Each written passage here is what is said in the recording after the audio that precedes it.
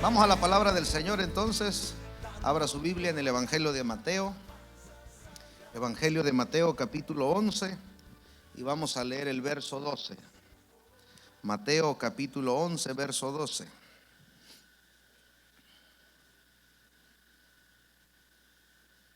Ahí lo tiene en la pantalla también. Y quiero hablarle esta mañana a los conquistadores del reino. ¿Habrá conquistadores del reino de Dios esta mañana? Amén. Mira al lado suyo, un conquistador, una conquistadora. Usted no está sentado al lado de cualquiera. Se lo vuelvo a repetir, no está sentado al lado de cualquiera. Tiene al lado suyo un gran hombre de Dios, una gran mujer de Dios. Amén. Así que privilegiados de estar al lado de grandes hombres y mujeres del Señor. Vamos a leer honrando al Padre, al Hijo y a su Santo Espíritu. Dice así: desde los días de Juan el Bautista hasta ahora, el reino de los cielos sufre violencia y los violentos lo arrebatan. Oramos. Padre, gracias por tu palabra. Ayúdanos, Espíritu Santo, en esta hora a recibirla, a atesorarla, para que dé fruto en nosotros y podamos salir a bendecir esas multitudes que lo necesitan. Y declaramos que tu palabra, que es viva y eficaz, no vuelve atrás vacía, sino que da y cumple el propósito en cada uno de nosotros. Señor, nos edifica, nos instruye, nos guía, nos capacita, Señor, para ser efectivos en esta labor del reino. Te damos gracias y bendecimos tu nombre en Cristo Jesús. Amén, amén. Fíjese que llamó mi atención mucho esta escritura. Muchas veces lo hemos leído, en algunas oportunidades lo hemos enseñado, pero siempre no nos cansamos de decirlo porque es una realidad. Cada vez que vamos a la palabra de Dios, hay una riqueza tremenda en la palabra. Por eso es que la palabra es viva y es eficaz, y siempre vamos a aprender algo nuevo de la palabra. Y fíjese que una de las cosas que nosotros debemos aprender es de dónde viene nuestra naturaleza, de dónde viene nuestra capacidad. Y la Biblia dice que todos fuimos hechos a imagen, el hombre y la mujer fueron hechos a imagen y a semejanza de Dios. Quiere decir que en cada hombre y en cada mujer hay características que se identifican solamente con Dios. El hombre puede hacer cosas que solamente Dios le ha dado esa capacidad. Y es sorprendente porque la Biblia dice que todos los que hemos creído en Él, el apóstol Pablo dice que todos los que hemos aceptado a Jesús como Señor y Salvador, ya no tenemos la mente del mundo, sino que ahora tenemos la mente de Cristo. ¿Y cuál fue la mente? ¿Cuál fue la mentalidad de Cristo? La mentalidad de Cristo fue ser, es y seguirá siendo un vencedor, un conquistador. Así que el hombre por naturaleza tiene ese deseo de alcanzar aquellas cosas que se propone, y está confirmado que todo lo que el hombre se propone hacer, lo puede alcanzar a hacer. Todo lo que el hombre se proponga hacer en la vida, si está dispuesto, determinado a hacerlo, mire, no habrá nada que lo detenga. Por ello hay que proponernos hacer cosas en la vida.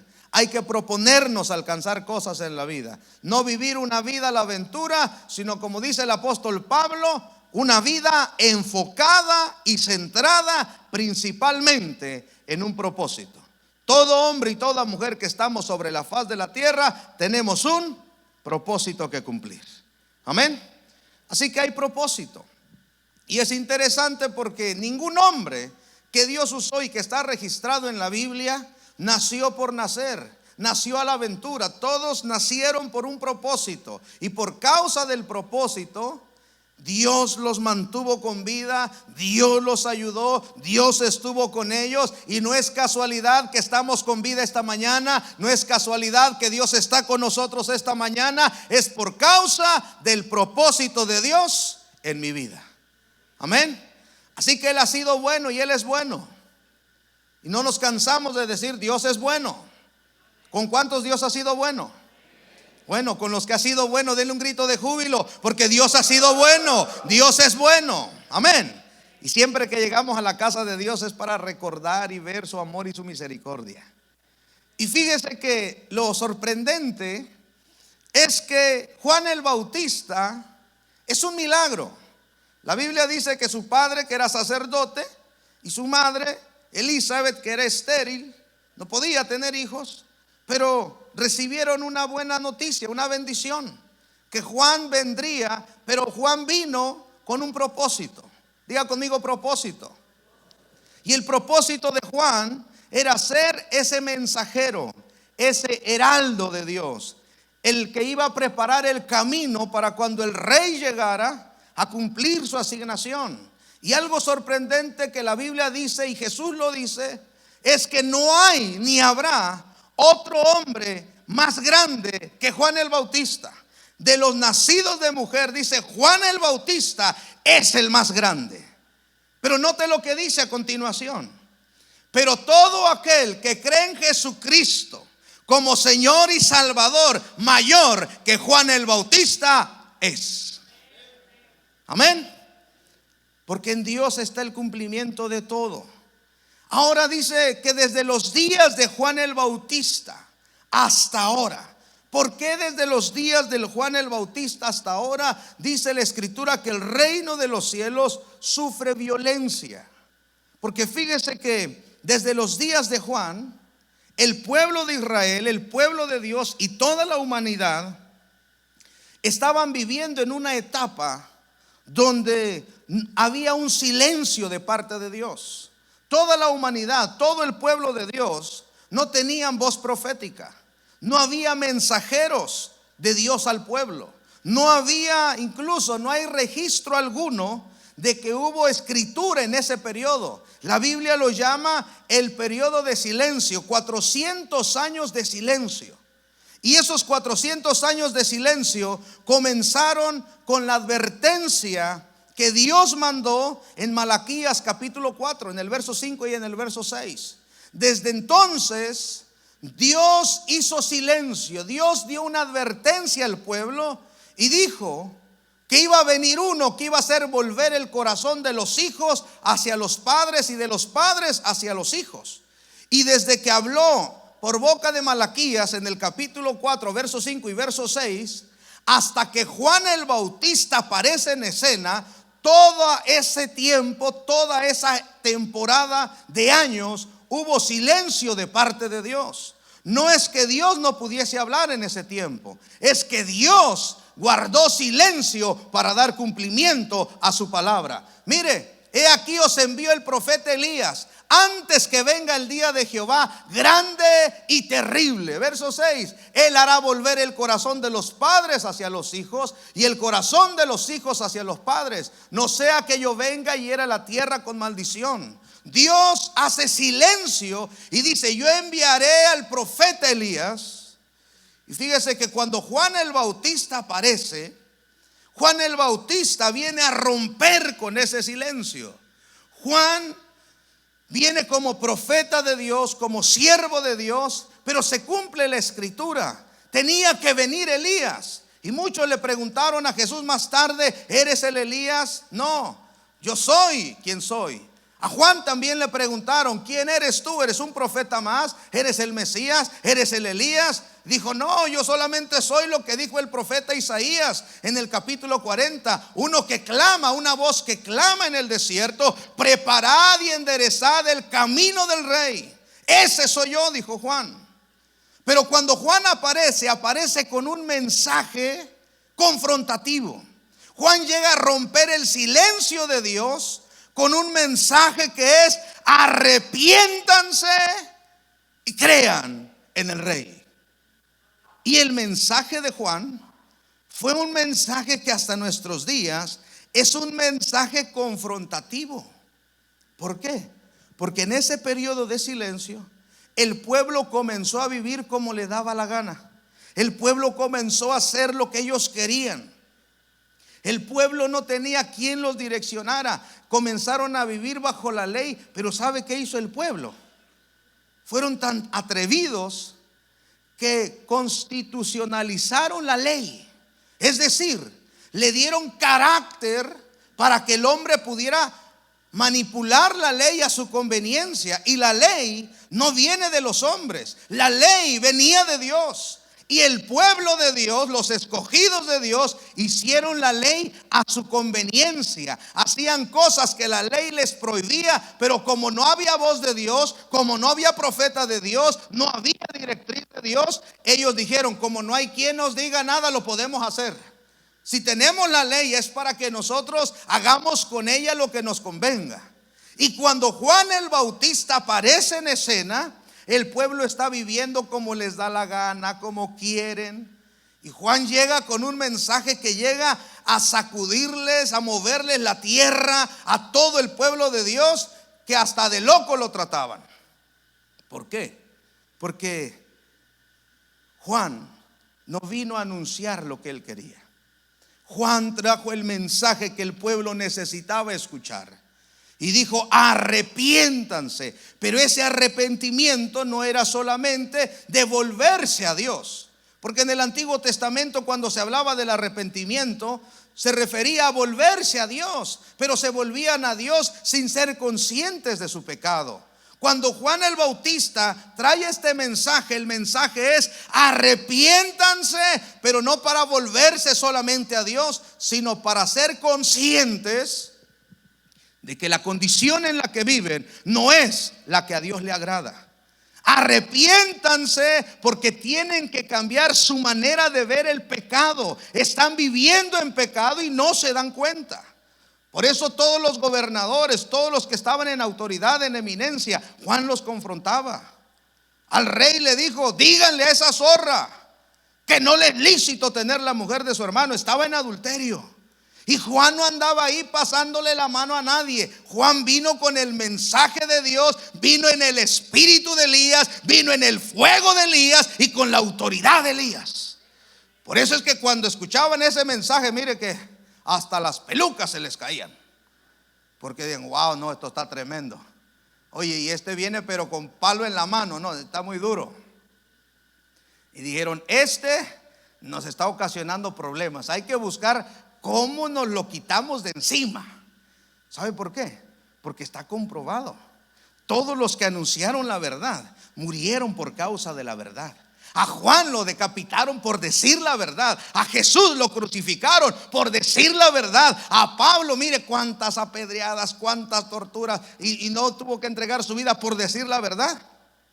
Así que este mensaje del reino de Dios tiene que ver con la verdad. Y todo aquel que decide anunciar la verdad debe de estar listo a enfrentar oposición, porque siempre que la verdad se anuncia habrá oposición. Le pregunto esta mañana, ¿cuántos quieren anunciar la verdad? Fíjese que algunos quieren porque dicen, no, si vamos a hacer las señales que Elías hizo, úsame, Señor, que descienda fuego del cielo. Pero cuando nos andan persiguiendo para matarnos como Elías, Señor, y entonces, ¿y qué es lo que? Pero venga acá, no, eso no estaba en el contrato, eso yo no lo vi. Y Dios dice, lee las letras pequeñitas. Sí estaba. Porque el que quiera ganar su vida por causa de mí, dijo Jesús, la perderá. Pero el que la pierda por causa de mí, la habrá ganado en el reino de los cielos, y grande será llamado en el reino de mi Padre. Por eso es que nosotros debemos aprender que la verdad siempre va a confrontar. Isaías le dice al pueblo en el capítulo 5 y en el verso 20, ay de los que a lo malo dicen bueno, y de lo bueno y a lo bueno malo, que hacen de la luz tinieblas y de las tinieblas luz, que ponen lo amargo por dulce y lo dulce por amargo. Mire, todo lo contrario a lo que es correcto.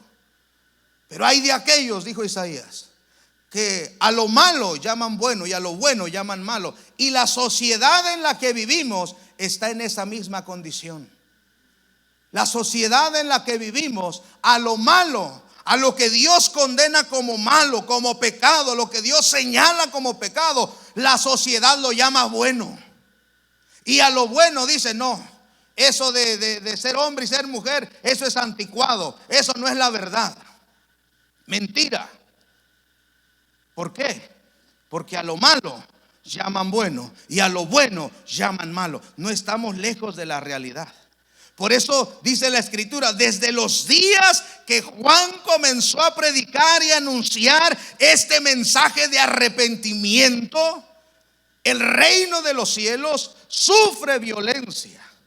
Dice otra versión: desde que Juan el Bautista comenzó a predicar hasta ahora, el reino de los cielos ha venido avanzando con fuerza y gente violenta lo está atacando. ¿Por qué dice la escritura en esa otra versión que gente violenta ataca el reino de Dios? Porque la misión principal de Jesús fue establecer el reino de Dios en el corazón del hombre, y esa misión no ha cambiado. Pero desde que Adán y Eva pecaron en el Edén, desde que Adán y Eva fallaron en el Edén, ellos entregaron las llaves del reino a Satanás. Y desde entonces Satanás ha querido gobernar. Desde entonces Satanás ha querido establecer su propio reino. Y cada vez que el reino de Dios no está establecido en el corazón del hombre, ni en un pueblo, ni en una ciudad, ni en una nación, es porque el reino de Satanás está establecido ahí. Pero siempre que hablemos de establecer el reino de Dios, habrá oposición. ¿Sabe por qué? Porque cuando la luz llega, las tinieblas tienen que huir. Cuando la luz llega, dijo Jesús, los hombres amaron más su pecado, su tiniebla, porque la luz, que era Cristo, hizo manifiesto su pecado. Y amaron más su pecado, por eso están en condenación. Mire qué terrible es que la humanidad hoy en día ama más las tinieblas, ama más el pecado. Pero ¿sabe cuál es la buena noticia? Que Dios sigue teniendo hombres y mujeres como Elías. Y los Elías de Dios estamos aquí, amén. Los hombres y mujeres de Dios como Juan el Bautista, que anunciamos la verdad, que condenamos, señalamos el pecado, seguimos aquí todavía creyendo. Solo 2 y 3, pero con esos 3 vamos a establecer el reino de Dios. Porque cuando se habla de tener oposición, miren, muy pocos. Ahí se conoce, como dicen en mi tierra, de qué cuero salen más correas. Y otros dicen, ahí se sabe de qué lado masca la iguana. Dichos populares. Es decir, ahí se conoce si lo que decimos es cierto o no es cierto. Pero yo le estoy hablando a los conquistadores. ¿Habrá conquistadores acá? Ahora, mire lo que hace Juan. Estamos hablando de lo que Juan hacía. Juan tenía esa asignación. Juan es clave en el anuncio, en la llegada del rey. Quien testifica quién es el rey es Juan. Juan lo ve y dice ahí el Cordero de Dios. Juan da testimonio público de quién es él. ¿Y sabe qué? Sigue vigente. Porque el rey vino. Pero la buena noticia que la iglesia tenemos es que el rey vuelve pronto. Le vuelvo a decir, la buena noticia, la vigencia del reino de Dios es que el rey vuelve pronto.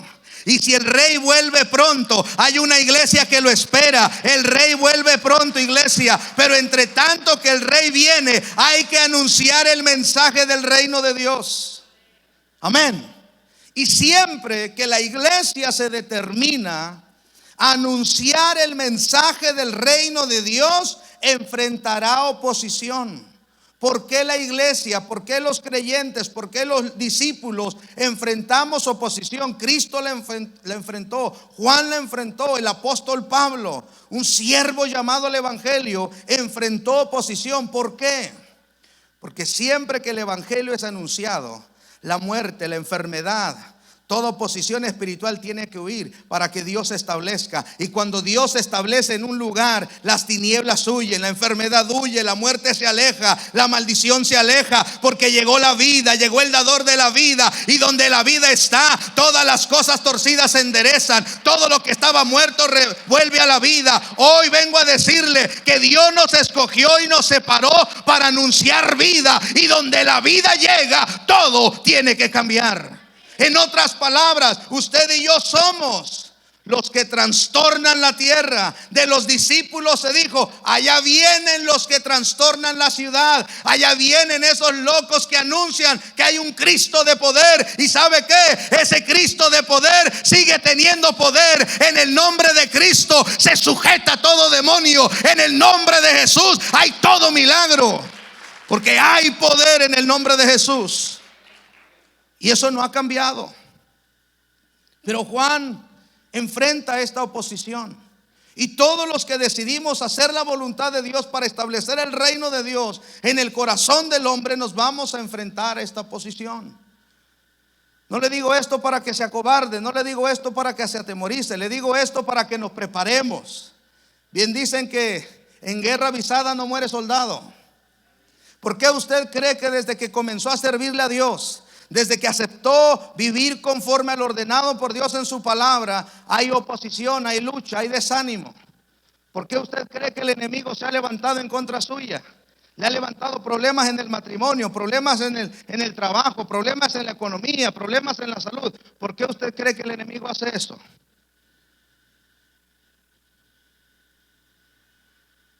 El diablo no viene a atacar a alguien que no le hace daño. El diablo no viene a molestar a alguien que no es un problema, que no representa un problema para él.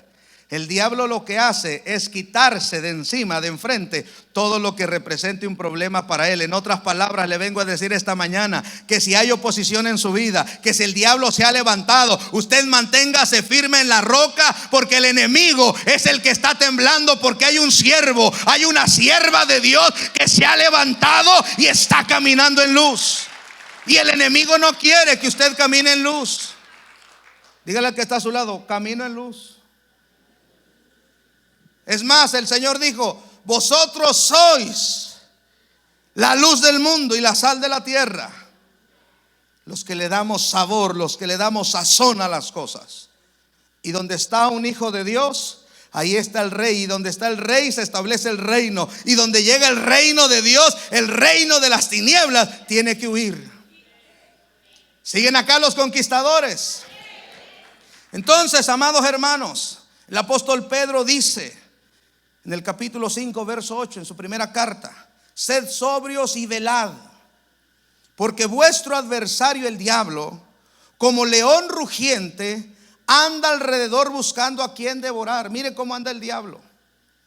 Pero Pedro dice: sean sobrios, estén velando, es decir, estén despiertos, atentos en la oración, vigilantes, diligentes en la oración, como aquel heraldo que a temprana hora se levantaba a anunciar, que a temprana hora cumplía su asignación. ¿Por qué? Porque el adversario, Satanás, no anda jugando a ser diablo. El diablo sabe su asignación, y el diablo lo que quiere es matarte, destruirte y hurtarte lo que Dios te ha dado. Pero yo le tengo una buena noticia. Dice Pedro: es enemigo del creyente, pero no es enemigo de Dios, porque hace más de 2000 años Cristo lo venció en la cruz. Y ese adversario, para usted y para mí, si estamos en Cristo, lo tenemos bajo nuestros pies, porque está vencido. El diablo no tiene nada en nosotros. ¿Cuántos pueden decir: el diablo no tiene nada en mí? Hay algunos que se quedan pensando: no, sí tiene. No me he puesto a cuentas con el Señor. Y el diablo se acuerda de lo que hemos hecho. El diablo, fíjese que Dios nos llama por nombre, pero el diablo nos llama por el pecado. Si hay alguien que conoce nuestras pisadas aparte de Dios, es el acusador, el diablo, porque él anda buscando cómo acusarte delante de tu Padre. Pero cuando usted no le da argumento, cuando usted anda en integridad, cuando usted camina y dice: Señor, si hice algo que no te agradó, perdóname, me pongo a cuentas contigo y perdono al que me ofendió aunque no me haya dado cuenta. Entonces, mire, el diablo no tiene argumento. Y cada vez que el diablo se levanta en su casa, cada vez que el diablo se levanta en el matrimonio, cada vez que el diablo se levanta en su salud, en su economía, usted tiene la autoridad de Dios para decirle: fuera de mi casa, porque en mi casa manda, gobierna el Rey de Reyes. Amén. Si en su casa no manda el rey, hay que llevar al rey a la casa. Si en su casa manda la doña o manda el don, mire, dígale al pastor, a la pastora: pastor, saque el peine del chompiras y arréglenos el peinado. Si en la casa mandan los niños, Juan el Bautista decía la verdad, ¿cierto? Y la verdad dolía. Alaba lo que él vive, decían antes. Él sigue vivo, él sigue en victoria. ¿Quién reina en tu casa? Tiene que ser Cristo. Tiene que ser el Rey. asegúrese que el que reine en su casa sea Cristo, que el que reine en su vida sea Cristo. Amén. Entonces, cuando el reino de Dios es establecido en el corazón del hombre, cuando el reino de Dios es anunciado a un pueblo, a una ciudad, a una nación, el enemigo se levanta. El apóstol Pablo se encargó de cumplir su asignación de predicar este evangelio del reino a los gentiles, de ir en presencia de reyes, de ir en presencia de hombres y mujeres que iban a estar en eminencia hasta los confines de la tierra, porque ese fue su llamado y su asignación. Y en el cumplimiento de su llamado, de su propósito, Pablo se da cuenta que siempre que queremos anunciar la verdad, siempre que queremos anunciar vida a los hombres, a los pueblos, a las naciones, a las ciudades, siempre hay oposición. ¿Por qué? Porque quien está gobernando, quien está ahí entronado, son principados y potestades. Entonces el apóstol Pablo dice en Efesios capítulo 6 verso 12: porque no tenemos lucha contra sangre y carne, sino contra principados, contra potestades, contra los gobernadores de las tinieblas de este siglo, contra huestes espirituales de maldad en las regiones celestes. ¿A qué se refiere el apóstol Pablo? Que siempre que queremos evangelizar a una persona, siempre que queremos anunciar que Jesucristo es el Señor, que Cristo resucitó de los muertos y tiene el poder de darte vida, siempre que queremos hacer esto hay oposición. Siempre que la gente se niega a recibir el mensaje, no es la gente. Y algunos llegan a decir: no, es que esta gente es dura, esta gente es fuerte, esta gente no quiere nada con Dios. No es que la gente no quiera nada con Dios. La humanidad, el hombre y la mujer anhelan a Dios, necesitan de Dios. Pero a nosotros a veces se nos olvida que la lucha que tenemos, la oposición que tenemos para establecer el reino de Dios en el corazón del hombre, no es con los hombres, no es con carne. Dice Pablo: hay oposición, hay gobernadores, hay principados, hay potestades, es decir, todo el ejército de Satanás se opone para que el evangelio sea anunciado. ¿Por qué se opone? Porque cuando el evangelio llega, transforma. Porque cuando el evangelio, cuando el rey, cuando el Cristo del evangelio llega al hombre y a la mujer, este evangelio, este Cristo de la gloria produce vida, cambia, toda la esclavitud se rompe, las cadenas se rompen, las prisiones se abren y los que estaban esclavos en alcohol, en drogas, se hacen libres. Por eso es que el enemigo no quiere. El enemigo quiere tener al hombre esclavizado, al hombre subyugado, para decirle a Dios: te he vencido, te he ganado. Pero cuando usted y yo, la iglesia del Señor, anunciamos el evangelio, le recordamos que el Cristo que predicamos lo ha vencido, y como está vencido, tiene que soltarnos esas multitudes para el Señor. ¿Por qué a veces hay tanta oposición en predicar el evangelio en las ciudades? ¿Por qué hay tanta oposición en llevar gente nueva a las células? ¿Por qué hay tanta oposición en llevar o traer a la familia incluso para que conozcan a Cristo? Porque hay principados, hay potestades, hay huestes de maldad en las regiones celestes que se oponen para que tu familia no conozca la verdad. Ahora, cuando nosotros sabemos que hay oposición, ¿qué es lo que tenemos que hacer? Pablo dice también: Él es el precursor, Él es el que va y descubre y entiende cómo podemos vencer esta oposición. ¿Cuántos quieren vencer la oposición? Pablo dice a los Corintios, segunda carta a los Corintios, capítulo 10, verso 4 al 5. Mire lo que Pablo dice: aunque hay oposición, hay una forma de vencer esta oposición. Y Pablo dice: porque las armas de nuestra milicia no son carnales, sino poderosas en Dios para la destrucción de fortalezas, derribando argumentos y toda altivez que se levanta contra el conocimiento de Dios, y llevando cautivo todo pensamiento de Dios a la obediencia de Dios. ¿Por qué Pablo dice que las armas de nuestra milicia no son carnales? Porque nosotros no vamos a pelear con la familia que no quiere venir a los pies de Cristo. Usted no va a pelear con las personas que le dicen sí va y no viene. Usted no va a pelear con los amigos que usted se quiere ganar para Cristo. Ah, sí, pero no vas conmigo a la iglesia, porque así nunca se los va a ganar.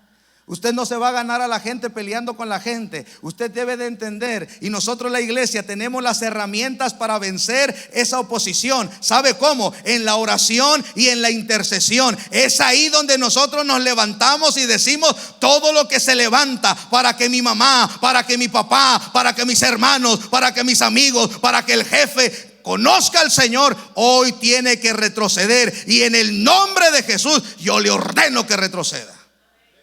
Porque las armas de nuestra milicia, las armas con las que nosotros militamos, las armas con las que nosotros nos defendemos en este reino, no son armas terrenales. Usted no necesita una escoba para darle duro al diablo. Cuando hay un pleito en el hogar, usted no necesita la escoba, el martillo para sacar al diablo de la casa. Usted necesita la autoridad de Dios. Amén. Por eso es que muchas veces la gente no puede llegar a los pies de Cristo. El evangelio se anuncia, pero la gente no puede llegar porque hay una oposición. La oposición es lo que nos impedía a usted y a mí llegar a este lugar. Pero hubo alguien que se levantó a orar, a interceder, y esa oposición fue quitada, fue arrancada, y por eso estamos aquí. Amén. Y como dijo el Señor a Pablo: te he llamado porque instrumento escogido me eres. ¿Por qué la oposición fue quitada y llegamos nosotros? Porque instrumentos escogidos de Dios somos. ¿Para qué? Para alcanzar esas multitudes. Yo no sé si usted se ha dado cuenta, pero hay una realidad. La iglesia va a recoger una gran cosecha. La gran cosecha de la iglesia está lista, pero nos tenemos que levantar y hacerle frente a toda oposición. Y esa oposición se va porque se va en el nombre del Señor. No es con espada, no es con ejército, es con el Espíritu de Dios. Cuando usted vea problemas en la casa y con la familia y que no quieren llegar al Señor, ya usted sabe lo que tiene que hacer. No se ponga a pelear con el marido, no se ponga a pelear con la mujer, no se ponga a pelear con los hijos. Váyase a la intercesión y a la oración. Es el adversario que no quiere que ellos lleguen. Yo ya voy a dejar al marido porque este es un borracho profesional. No, póngase a orar primero. Amén. Porque es el alcoholismo lo que lo tiene atado y el enemigo no lo quiere soltar. ¿Y sabe por qué no lo quiere soltar? Porque seguramente ahí hay un tremendo siervo del Señor. Ahí hay un hombre que le va a hacer mucho daño. Y el diablo sabe quién es él. Pero como el hombre no conoce a Dios, no se puede acercar a Dios por causa del pecado. Desconocemos quiénes somos en Dios. Y antes de que conozcamos quiénes somos, el enemigo se adelanta y dice: este todavía no sabe quién es, lo voy a engañar, lo voy a esclavizar en el alcohol, lo voy a esclavizar en las drogas, lo voy a esclavizar en la pornografía, porque todavía no sabe quién es. Pero cuando descubrimos quiénes somos, usted se levanta y le dice: ¿sabes qué, diablo? Quítate. Hoy sé quién soy. Hoy sé que mi Cristo, al cual sirvo y del cual soy, como dijo Pablo, te ha vencido. Amén. ¿Cuántos tienen un Cristo vencedor? Entonces, para terminar, hay unas cosas que tenemos que hacer si queremos tener y alcanzar lo que nos proponemos. Si queremos alcanzar a las multitudes que Dios ya nos ha entregado, hay 3 cosas simples que tenemos que hacer. Número 1, cambiar nuestra manera de pensar. No puedo yo alcanzar lo que me propongo si no tengo la mentalidad correcta.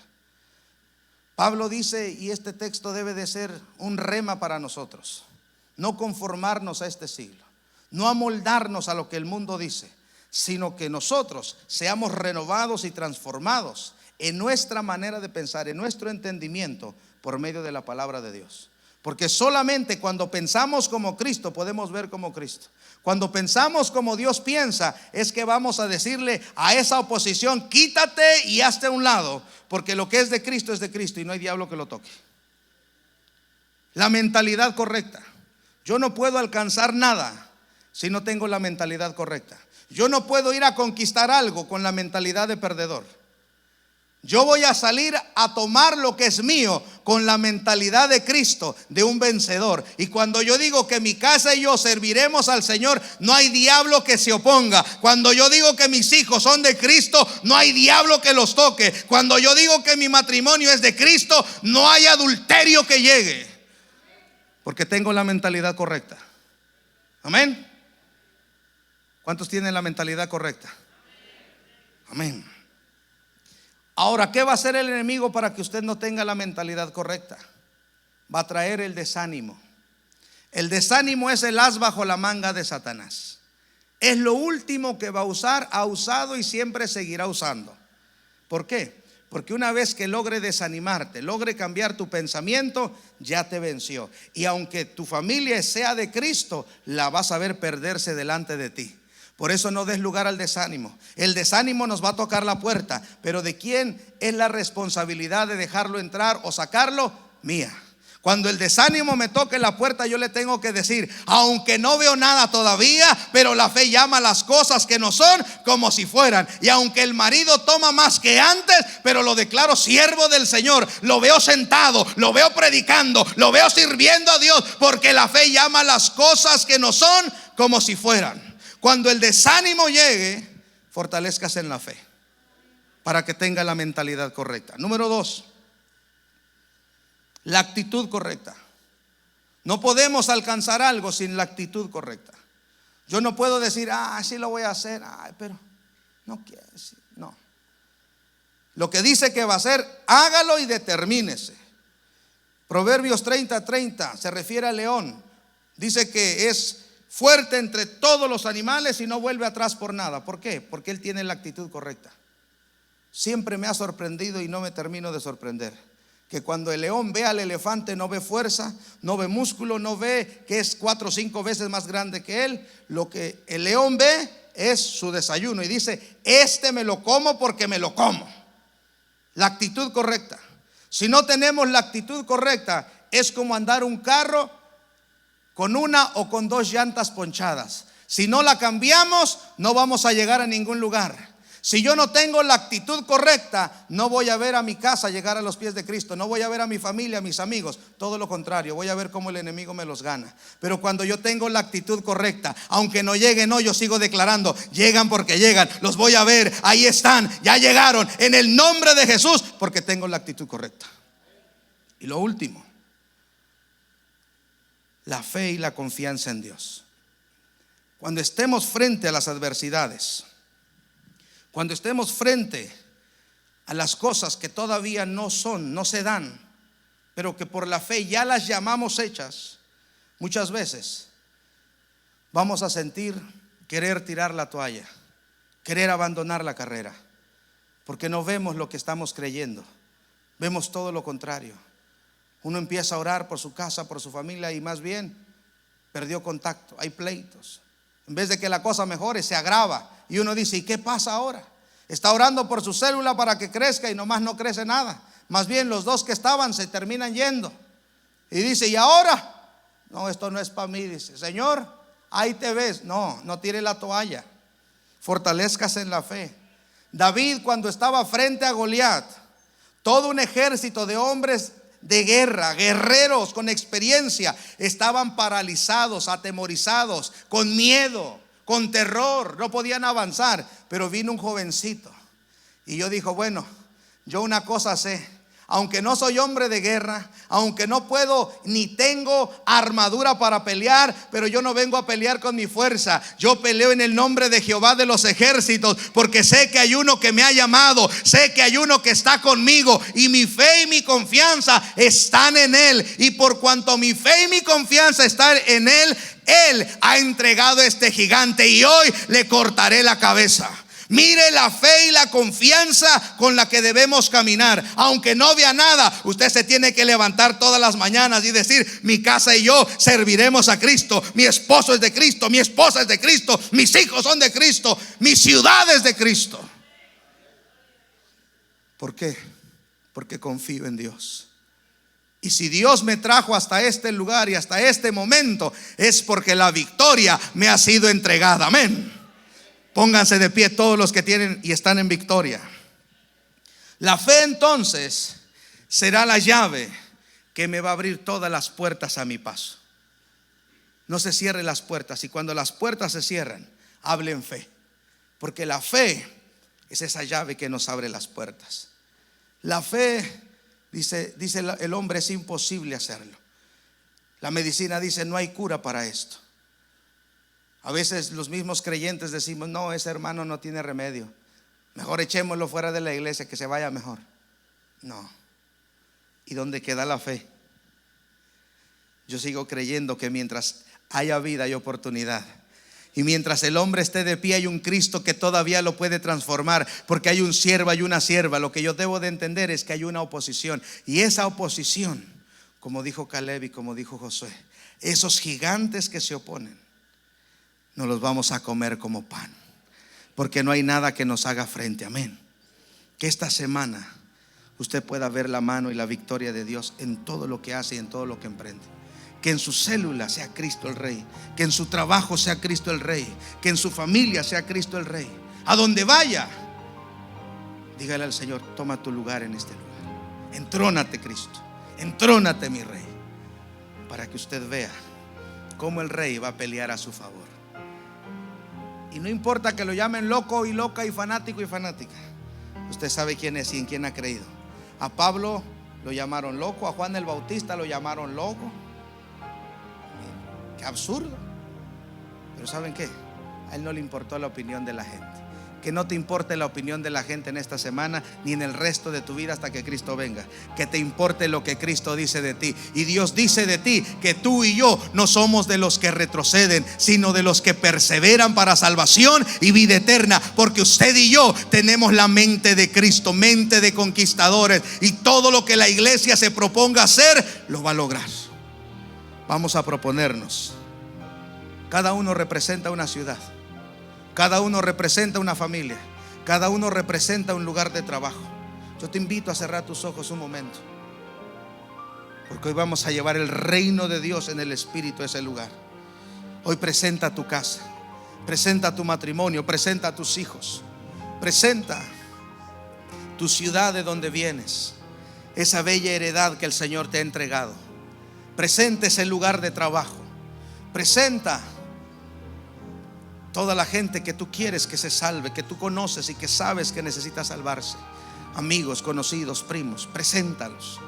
Dile: Señor, que tu reino llegue a estas vidas, que tu reino llegue a estos hogares. Y toda oposición hoy, Señor, declaramos que todo lo que se estaba oponiendo para que esta iglesia crezca, Señor, avance, se multiplique. Todo lo que estaba impidiendo que tomemos ciudades, que tomemos heredades, toda oposición, todo principado, toda potestad y todo gobernador, esta mañana le decimos que están vencidos, que no tienen parte ni arte, porque hoy el reino de los cielos sufre violencia, y los violentos, los valientes, los decididos formamos parte de él. Y en el nombre de Jesús declaramos a toda potestad y a todo principado que han sido quitados de nuestro camino, porque el Rey está tomando su lugar. El Rey manda en mi casa, el Rey manda en el trabajo, el Rey gobierna en mi ciudad, en mi nación. Él es el Rey y el Rey vuelve pronto.